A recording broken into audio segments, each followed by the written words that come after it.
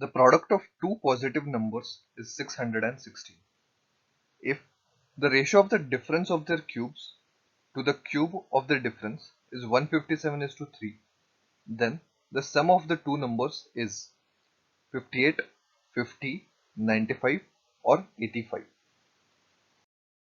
Now, to solve this question, we need to know the algebraic expressions.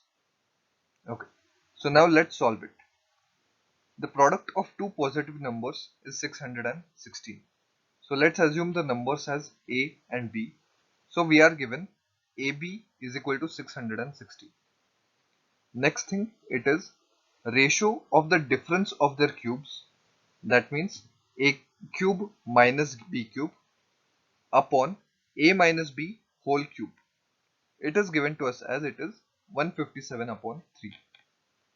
Now a cube minus b cube can be factorized as a minus b into a square plus ab plus b square upon a minus b whole cube is equal to 157/3.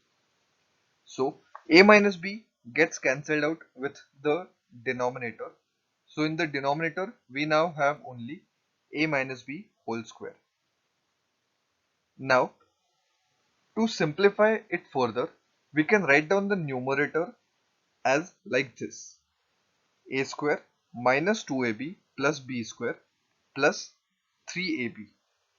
Now the purpose of doing this is that if you see the first three terms of the numerator, they are the same as the denominator, and if you see the numerator, the value has not been changed as in the previous step. We have minus 2ab plus 3ab. That means it is plus ab only.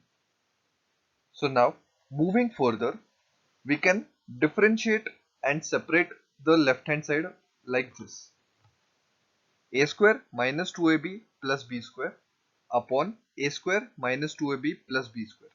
So this can get cancelled out and we can get the value as 1 plus 3ab upon a square minus 2ab plus b square.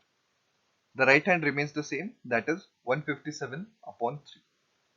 So taking the left hand side 1 to the right hand side, we can write down and get the new equation as 3ab upon a square minus 2ab plus b square is equal to 157/3 minus 1 is equal to 154/3. A very simple thing. Now moving further, we can substitute the value of AB now. So 3 into 616. Now the denominator is nothing but the expansion of a minus b whole square. So we are writing it down like this. The right hand remains the same, that is 154/3. Now 616 upon 154 is nothing but 4. Hence we get the value as a minus b whole square as 36. So we can get the value of a minus b as 6.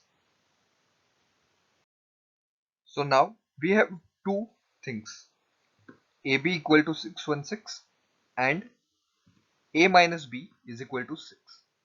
That means 616 needs to be factorized in such a way that the difference between the two factors is 6. Now 616, we can see that it is divisible by 11. So if we divide it by 11, we will get it as 11 into 56. That is quite a difference. Now 11 cannot be factorized further, but 56 can. Hence 56 I can divide it in two parts as 2 into 28. So we can see now here that 11 into 2, that is 22, and 28, we have a difference of 6. So we can say that A is equal to 28 and B is equal to 22. Now we are asked sum of the two numbers. So A plus B is equal to 50. So the sum of the two numbers is 50. Thank you for watching this video. If you like it, please do share it with your friends and family.